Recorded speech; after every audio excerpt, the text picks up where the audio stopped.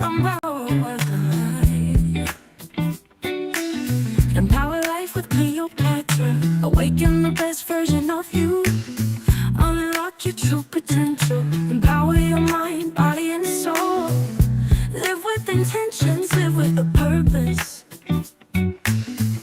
Empower your dreams, make it happen today. No matter your age, rise and shine. Live boldly, live authentically. It's your time to rise and shine. Empower life with Cleopatra. Awaken the best version of you.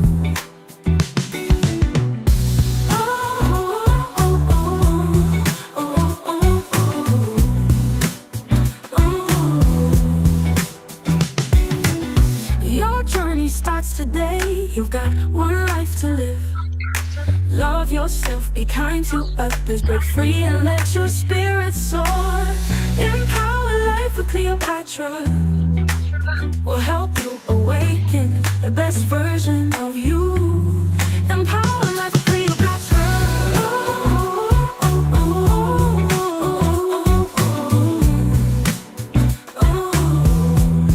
Empower life with Cleopatra.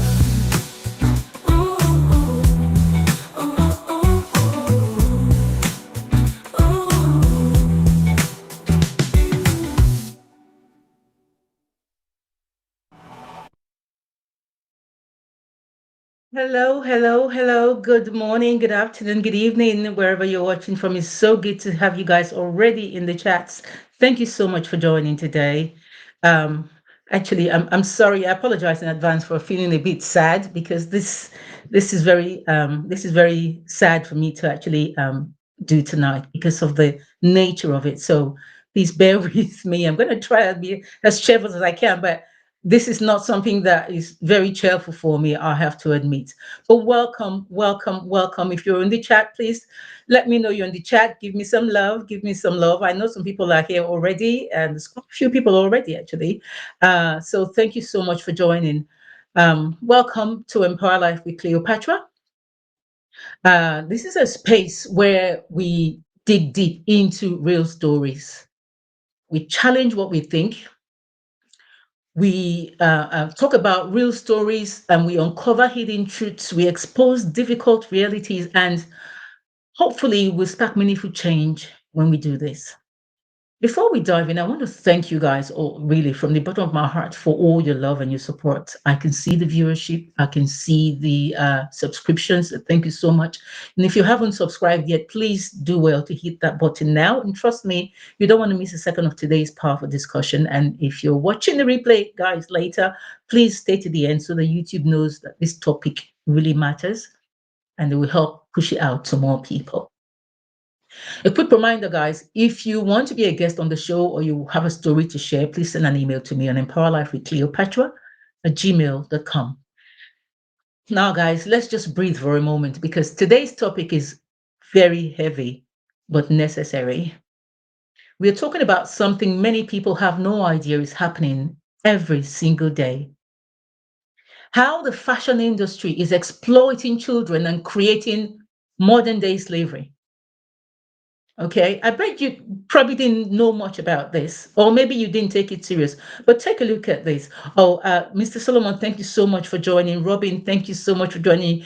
Robin said, yes, rather depressing subject today. Good job. I wear my clothes until destruction. I still have many clothes that are 20 to 30 years old. Me too, actually. But take a look at this video. Child labor and worker exploitation. Imagine children as young as 10 or 12 spending their days stitching, ironing, and packaging clothes instead of attending school. Their childhoods are stolen and replaced with dangerous and exhausting work. And all of this for a few dollars, or sometimes even less. It's not just adults facing exploitation in Shane's supply chain. Children are part of this story too. Reports from nonprofit organizations indicate that child labor is not uncommon in Shane's factories and its broader network of suppliers.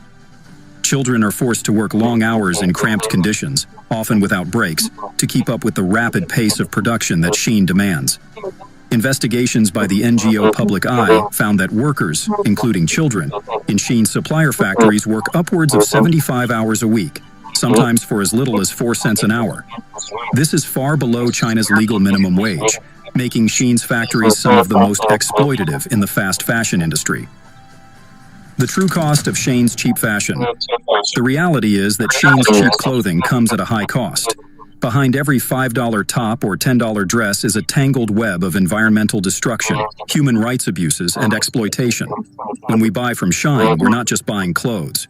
We're supporting a system that prioritizes profit over people, fashion over fairness, and Right, guys, this is just one of the videos. I'll probably play one or two more because there's a lot of them, and I don't really want to subject myself through that torture, continue to play more and more videos, but I've got maybe a couple of more videos to play later. Thank you so much, Amaka, for joining. Thank you, everyone who's here so far. Now, let me ask you this. Just take a look at the clothes you're wearing right now. I know, Robin, you said you got some clothes that are about 20, 30 years old. You and me both. But do you have any clothes, or have you ever thought about this in your mind to say when you wear a dress or a shirt or whatever, and say to yourself, who made this? Who made this dress, and at what costs did it was this clothes made, or was this trousers made? Because behind many of the clothes that we wear, behind many of the cheap clothes, the trendy clothes, the fast fashion, there are children working long hours in dangerous places without safety, without protection, without school, and without choices. Today, we're going through the facts, the evidence, the real stories, and what you can do to make a difference, because this show is not just about talking about it, it's about what we can do to make a difference. So if you're wearing something new today, or you got something in your wardrobe that you haven't worn yet, just put a new in the chat. Let me know that at least you have something that you've just bought recently. All right, so that let's see how connected we are already really to this issue. Now let's talk about the facts. All right, that's the big one. UNICEF reports that 138 million children worldwide are in child labor. 138 million children worldwide are in child labor. Let that sink in for a moment. Let that sink in for a moment.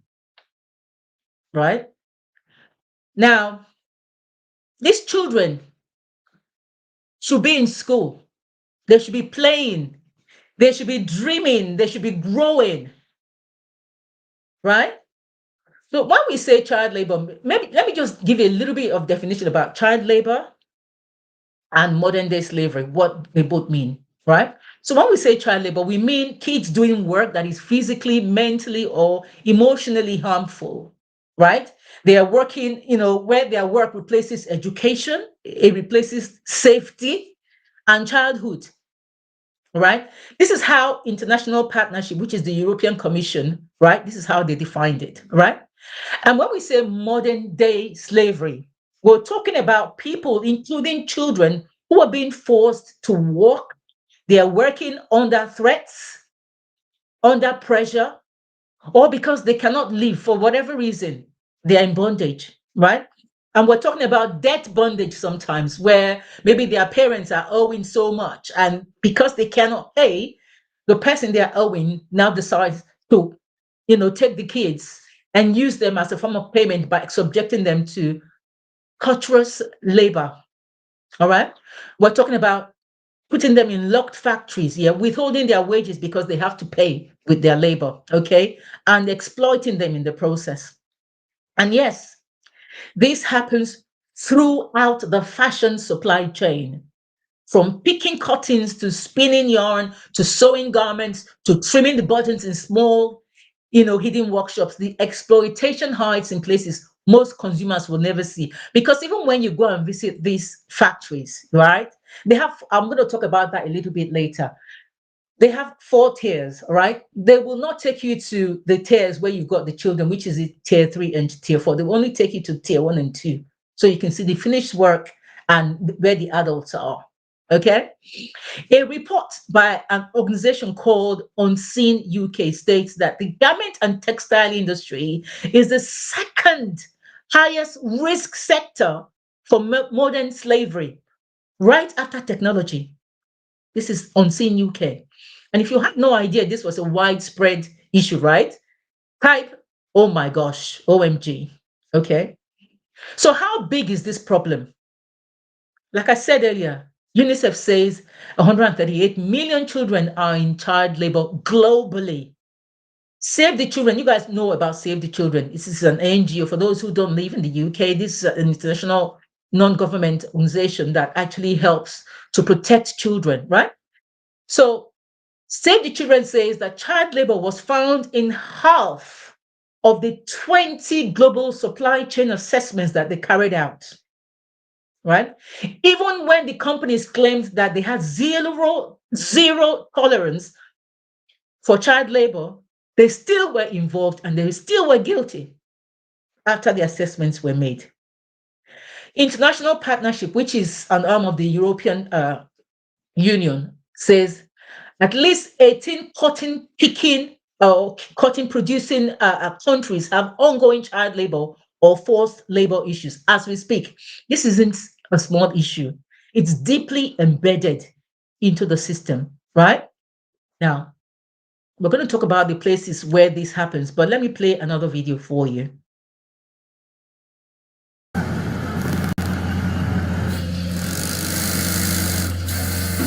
My dream was to become a doctor, but since I can no longer do that, I work in clothing factories to pay for my sister's education, so she can become a doctor.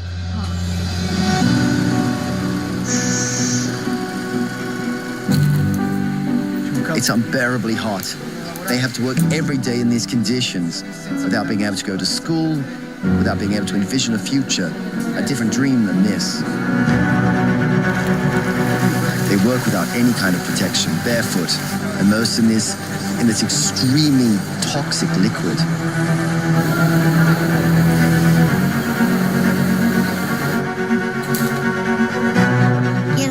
I work there until 10 p.m.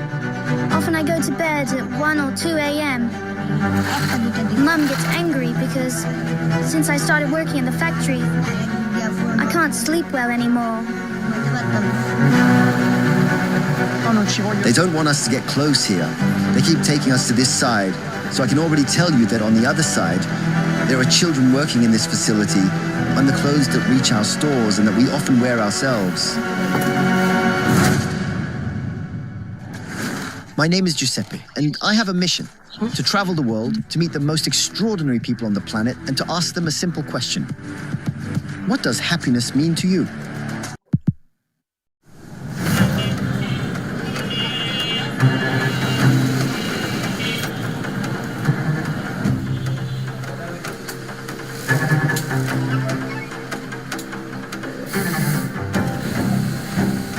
It's exactly from factories like this one that the shirt you're wearing right now most likely comes from. And unless we paid for it, the higher the human price has been. Because as you can see, the workers around me are mostly children. The goal of this mission here in Dhaka, the capital of Bangladesh, is to discover who makes the clothes that often end up in the West, understand in what conditions they work, and find out how I can help these children. But let's take a step back. Once upon a time, fashion was synonymous with exclusivity and luxury.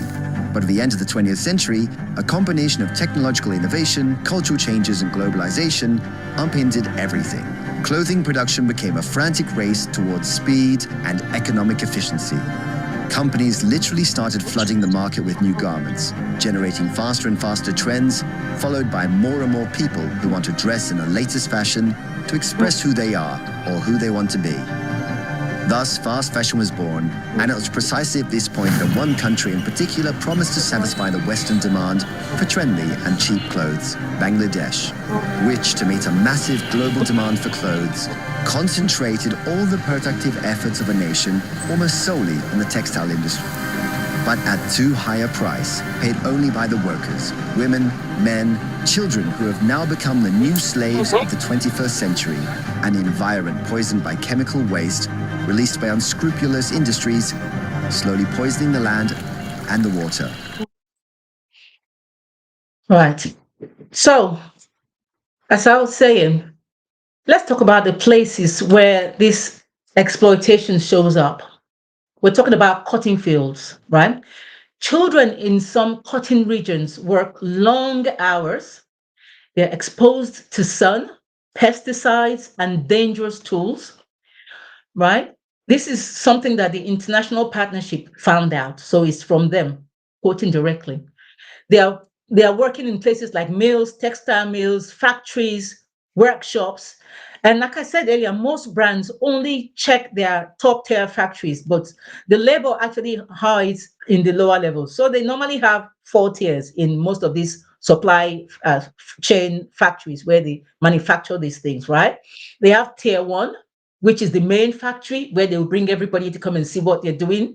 And then they got the tier two where they have the mills where they actually maybe actually create the clothes, say if they're going to dye them and things like that. Yeah, that's where they create them and put the dyes. And that's where some of these people actually are exposed to the dye, the chemicals in the dyes and stuff like that, right?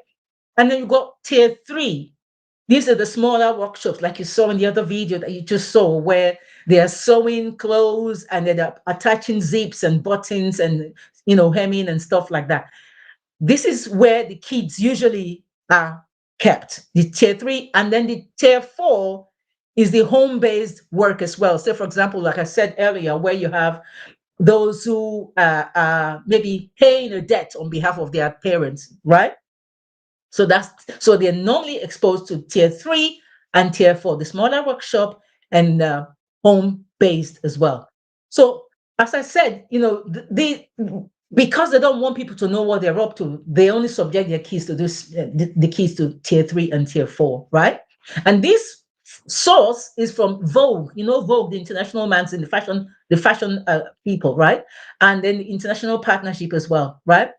Before we go ahead, guys, if you haven't subscribed, please go ahead and subscribe now, yeah, so you don't forget, right? Now, let's talk about the countries where this child labor is. In most countries, it's really prevalent, but there are some particular countries that have been identified for child or forced labor in raw materials like cotton, leather, and even gold, right? These countries include India. You saw Bangladesh just now in the video, China, Turkey, Vietnam, Benin Republic, Brazil, Egypt. This is also from Vogue, right? Vogue magazine, the fashion people, right? And then there's a video you saw earlier. If I think that was the first video I played, yeah, about Shein.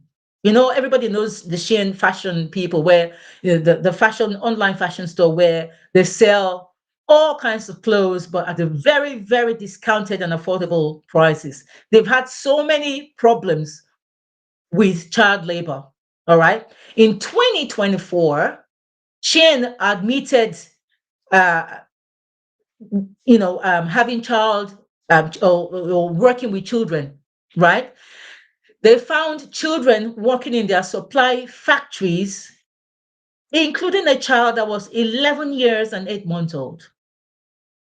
This is from the Guardian newspaper.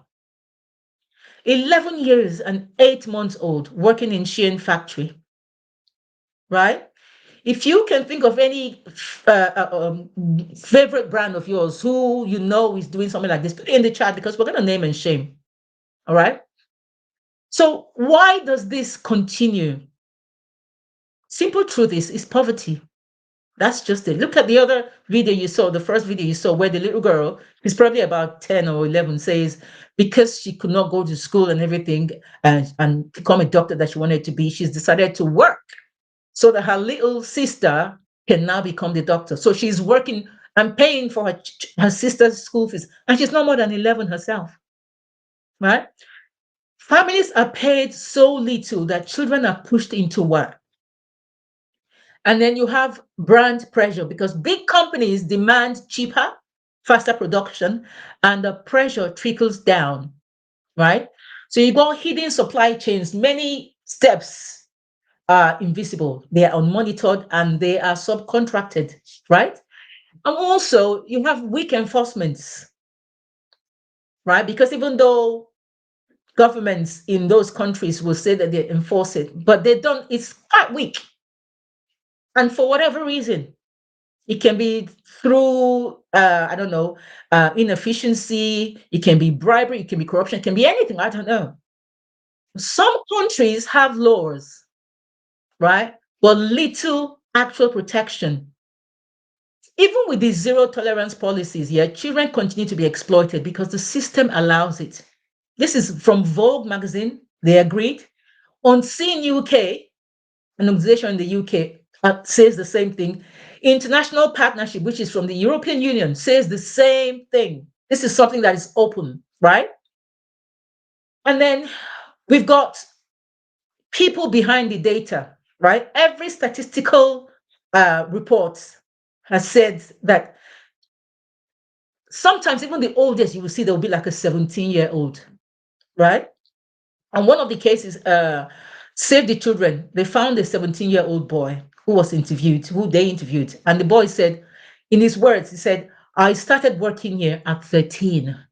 I worked 9 hours, or I still work 9 hours a day, sometimes up to 13 hours. Shane's supplier audit found an 11-year-old boy working in a factory, like I said earlier. Children, listen to this. Children as young as 5 were discovered working in jasmine farms in Egypt, connected to global perfume brands. Right? This is from Vogue as well. These children did not choose the trend. They did not choose what's happening to them right now. It was the trend that chose them. Right? It was the fashion that chose them. Now, let's take a look at this final video. Like I said, I was going to play a lot of videos and I was going to just keep them really, really short. Right? Whose stories we might never hear. Right? Okay, let me take some of your comments, right? Right. Robin says, I don't wear many dresses. But yes, if clothes are too cheap to be true, e.g., t-shirts for £1, then they probably are, and child labor highly likely involved. Yes, you're right. Amaka, thank you so much once again. Amaka says, this is unheard of. Really? I buy my clothes at quite high price from the known stores in the UK. Since COVID, I hardly buy more clothes as I work mostly from home and hardly buy new clothes. And then she continues and says, Shin, no wonder their clothes are cheap, but of poor quality. I don't buy them. And then Peter, thank you so much for joining. Peter is waving his hands and saying hi, and hi to you too, Peter. Amaka says, Temu is also cheap like chain. Temu is also cheap like chain. They're one of the culprits here too. For whatever reason, I'm not a fan of their clothing either. Quality matter to me. I agree. Most of these companies, they are definitely, even the high street shops that you think they are, like we said earlier, Zara, H&M, The Gap, and so many other ones, they were all found wanted. They were all found wanted. Hi, Ryan. Thank you so much for joining. They were all found wanted. And a lot of these big companies are just as guilty, but they have a way of covering up. Like I said, the 4 tiers, even when they try to investigate them, they would ensure that you only see the tier 1 and tier 2. But where the tier 3 and tier 4 are, you wouldn't see those kids, but that's where they put them, right? So as I said, what is being done and what is not being done? There is some progress, right? The EU is promoting due diligence laws for garments and footwear supply chains, right? So that's good things. And then consumers like us now are demanding transparency, okay? Reports like the US Department of Labor list of, and they list 204 goods from 84 countries, right? Which are 82 countries are exposed to risk areas. So, in other words, out of the 334, out of the 204 companies, 82 of them actually were found very, very guilty of this particular child labor issue, right? Now, the World Health Organization wanted to end child labor this year, right? One of their goals was to end child labor in 2025, right? This was from the Times of India. They published that this is what the World Health Organization wanted to do. However, they missed this target because it's still going on, which means we still need stronger laws. We need better living wages, and we need full traceability and accountability, right? So even though they had a plan to do that, obviously they haven't worked hard enough to eliminate this because it's still very, very much prevalent. And it's not just about big companies. We even talk about families, especially back home, all right, where they still believe in the servant master sort of situation where you go to the village and you go get yourself a 5, 6, 7-year-old girl to become your maid because their parents can't afford to look after them. So they become your maid, and then you subject them to torture. I mean, I've seen videos even where the child is beaten so much that their skin literally is peeling off this. I didn't want to show it because I just did not have the heart to watch it again. So I didn't even bother to even to show it, because last week's show about the genocide in Nigeria was even traumatic enough for me. I just couldn't deal, right? They will beat this child so much so that this child is like hanging on the thread. Their life is literally hanging on the thread. And you call yourself a human being, but you cannot show love to a little child, and you beat them up because you didn't give birth to them. Shame on you if you do that. As a woman, as a man, whoever you are, I'm calling you out and I say shame on you. Okay? Now, what can we do, right? As human beings to help stop this, right? Let us continue to spread this awareness, right? If you before you go into a shop to buy anything, right, find out what their corporate social responsibilities are. And I know that is one thing to be able to just put it online because they want you to see what they want you to see. They will put their best foot forward online, but you can also still do some research. I mean, nowadays, every information you want is just out there. Even ChatGPT can find it out for you, whether they still engage in child labor or modern day slavery. And if they do, you can call them out on it, right? Ask questions. Who made this? Was the worker paid the appropriate living wage? You know, it's not, you are a consumer. They're taking your money. You have a right to know, right? And then, like Amaka says, she buys, high quality products or whatever. I appreciate that, because sometimes when you buy cheaper products, obviously it's because they used cheap labor to achieve that so that you can buy it more. But even like we said, even the big brands that charge expensively, in fact, the big brands are worse. These reports also covered names like Armani, Versace, Gucci, Prada, like all of them, they were just as guilty, right? So let's choose better, ethical brands. You can find out shops that are ethical, right? And yeah, let's choose them, right? And also tag a brand that your favorite brand and demand transparency and fair wages, right? If there are any petitions going on, or you know somebody who has experienced it and they want you to help them, even if it's like a child who is in somebody's house and who's been maltreated or whatever, if you have to sign a petition, if you have to report them to the authorities, go ahead and do that, because child labor manifests in so many ways, right? Because if you commit to doing even one of these things, right, you are making a difference, right? You're making a difference. Honestly, let me see what you guys are saying. Thank you so much, Ryan. Once again, Ryan says, I thought countries like USA publish lists of brands that still use child labor so that consumers can stay clear of them. Listen, Ryan, they do. They've published, even here, they publish them. But the problem that we have is that these people, even though they've published them, They still carry on these things behind closed doors, right? That's the problem. They still carry it behind closed doors, right? Amaka, you're surprised Zara and H&M are just as guilty. Yes, they're there. Like I said, even bigger brands like them, this real designer stuff. I'm telling you, they're just as guilty, right? And you're saying there should be more stricter rules. These children destinies are being toyed with. Absolutely. Absolutely. Right? So honestly, my royals, I just want us to pause for a moment, right? Let's just pause.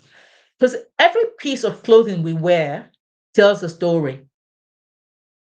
Before I did this, before I actually did this, I wasn't really paying much of attention to my clothes. I like, I'm sure you guys would have noticed, or people that are close to me, I like good stuff, and I like to look good, and I always feel dressed the way you want to be addressed. But now, after doing this research, it's really opened my eyes to a lot of things, right? It's really opened my eyes to a lot of things, and I'm more intentional now about where I buy my clothes, and I have no problems whatsoever in asking, you know, where how was this dress made, right? Because every clothing that you wear tells a story. Stories are beautiful, don't get me wrong, but many stories are full of fear, pain, and stolen childhoods. A child's hands should hold books,